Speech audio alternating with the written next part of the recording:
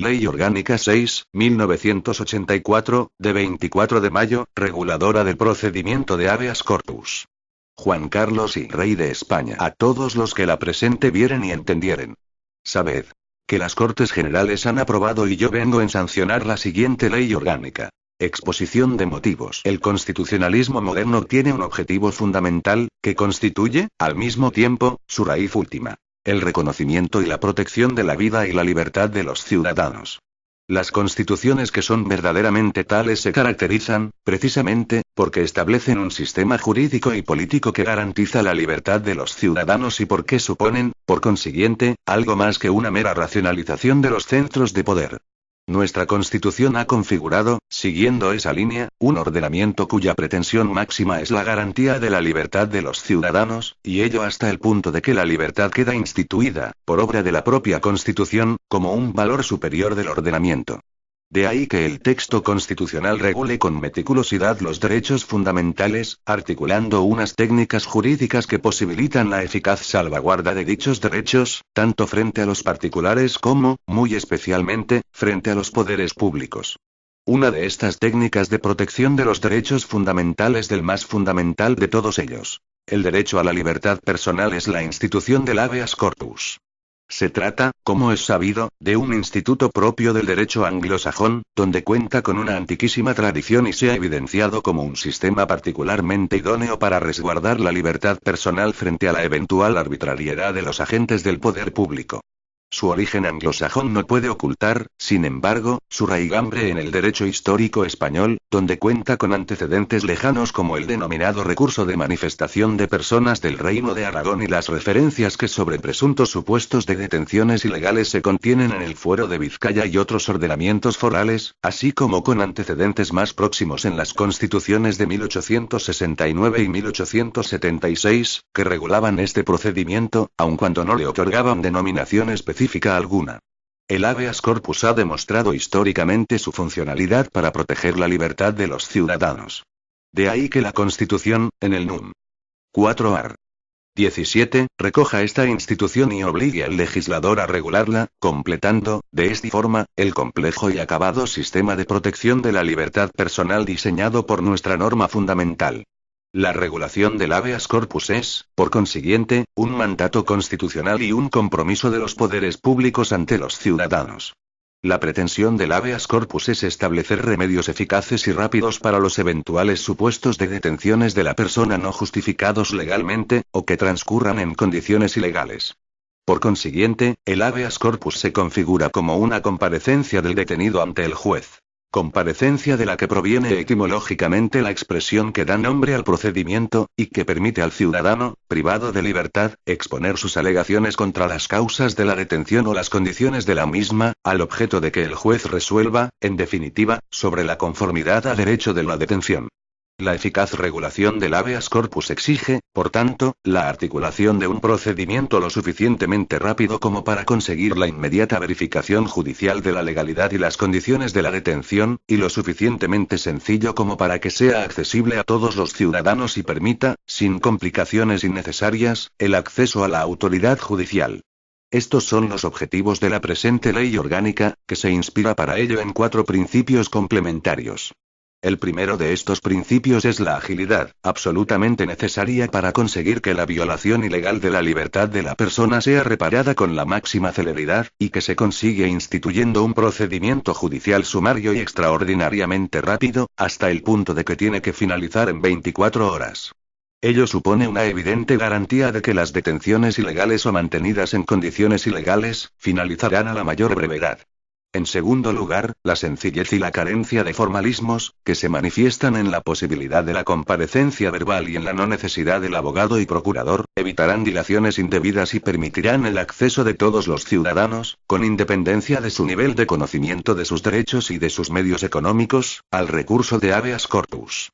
En tercer lugar, el procedimiento establecido por esta ley se caracteriza por la generalidad que implica, por un lado, que ningún particular o agente de la autoridad pueda sustraerse al control judicial de la legalidad de la detención de las personas sin que quepa en este sentido excepción de ningún género, ni siquiera en lo referente a la autoridad militar, y que supone, por otro lado, la legitimación de una pluralidad de personas para instar el procedimiento, siendo de destacar a este respecto la legitimación conferida al Ministerio Fiscal y al Defensor del Pueblo como garantes, respectivamente, de la legalidad y de la defensa de los derechos de los ciudadanos.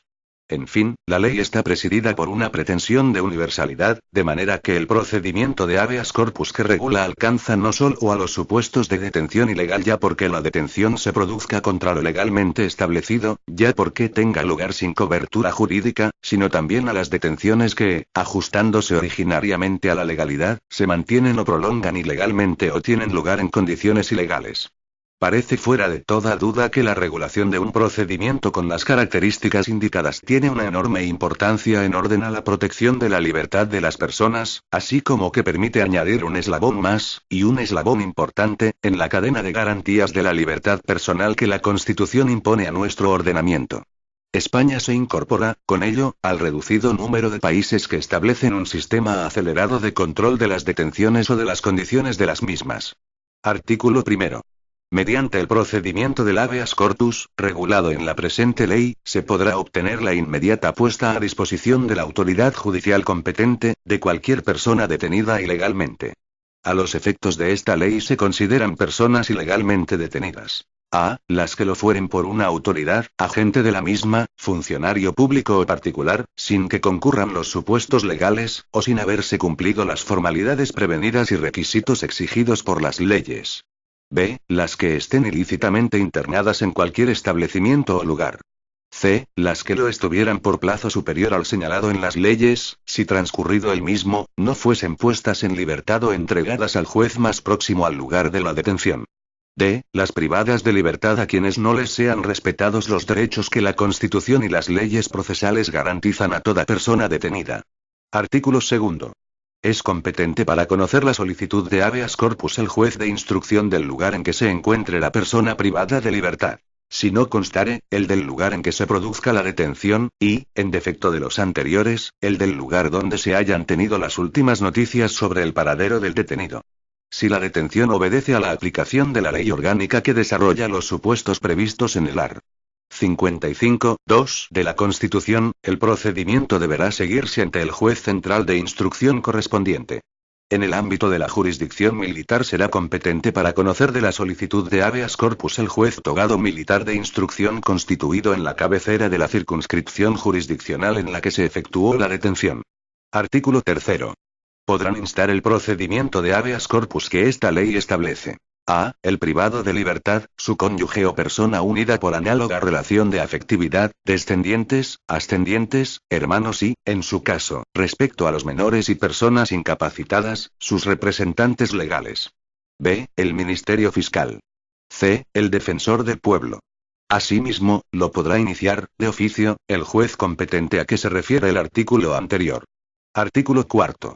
El procedimiento se iniciará, salvo cuando se incoe de oficio, por medio de escrito o comparecencia, no siendo preceptiva la intervención de abogado ni de procurador.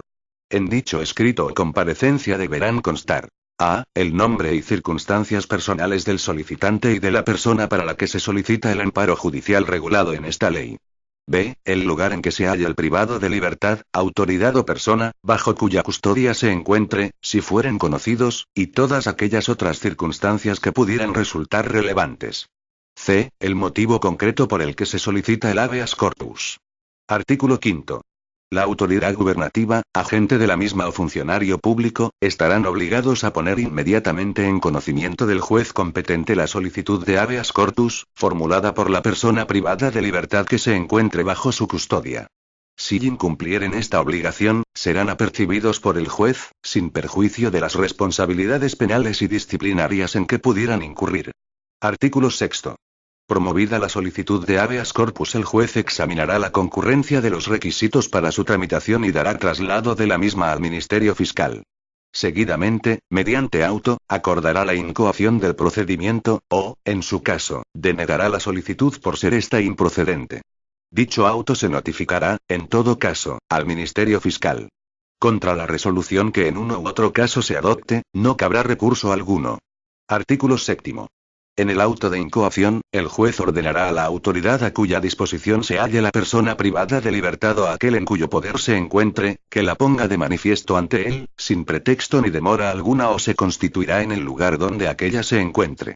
Antes de dictar resolución, oirá el juez a la persona privada de libertad o, en su caso, a su representante legal y abogado, si lo hubiera designado, así como al Ministerio Fiscal. Acto seguido oirá en justificación de su proceder a la autoridad, agentes, funcionario público o representante de la institución o persona que hubiere ordenado o practicado la detención o internamiento y, en todo caso, aquella bajo cuya custodia se encontrase la persona privada de libertad. A todos ellos dará a conocer el juez las declaraciones del privado de libertad. El juez admitirá, si las estima pertinentes, las pruebas que aporten las personas a que se refiere el párrafo anterior y las que propongan que puedan practicarse en el acto. En el plazo de 24 horas, contadas desde que sea dictado el auto de incoación, los jueces practicarán todas las actuaciones a que se refiere este artículo y dictarán la resolución que proceda. Artículo 8. Practicadas las actuaciones a que se refiere el artículo anterior, el juez, mediante auto motivado, adoptará seguidamente alguna de estas resoluciones. 1. Si estima que no se dan ninguna de las circunstancias a que se refiere el artículo primero de esta ley, acordará el archivo de las actuaciones, declarando ser conforme a derecho la privación de libertad y las circunstancias en que se está realizando. 2. Si estima que concurren alguna de las circunstancias del artículo primero de esta ley, se acordará en el acto alguna de las siguientes medidas. A. La puesta en libertad del privado de esta, si lo fue ilegalmente. B. Que continúe la situación de privación de libertad de acuerdo con las disposiciones legales aplicables al caso, pero, si lo considerase necesario, en establecimiento distinto, o bajo la custodia de personas distintas a las que hasta entonces la detentaban. C. Que la persona privada de libertad sea puesta inmediatamente a disposición judicial, si ya hubiese transcurrido el plazo legalmente establecido para su detención. Artículo 9. El juez deducirá testimonio de los particulares pertinentes para la persecución y castigo de los delitos que hayan podido cometerse por quienes hubieran ordenado la detención, o tenido bajo su custodia a la persona privada de libertad. En los casos de delito de denuncia falsa o simulación de delito se deducirá asimismo testimonio de los particulares pertinentes, al efecto de determinar las responsabilidades penales correspondientes. En todo caso, si se apreciase temeridad o mala fe, será condenado el solicitante al pago de las costas del procedimiento, en caso contrario, éstas se declararán de oficio. Disposición final. La presente ley entrará en vigor al día siguiente de su publicación en el Boletín Oficial del Estado. Por tanto, mando a todos los españoles, particulares y autoridades, que guarden y hagan guardar esta ley orgánica. Palacio de la Zarzuela, Madrid, a 24 de mayo de 1984. Juan Carlos R. El presidente del gobierno, Felipe González Márquez. Este documento es de carácter informativo y no tiene valor jurídico. Este documento es de carácter informativo y no tiene valor jurídico. Este documento es de carácter informativo y no tiene valor jurídico.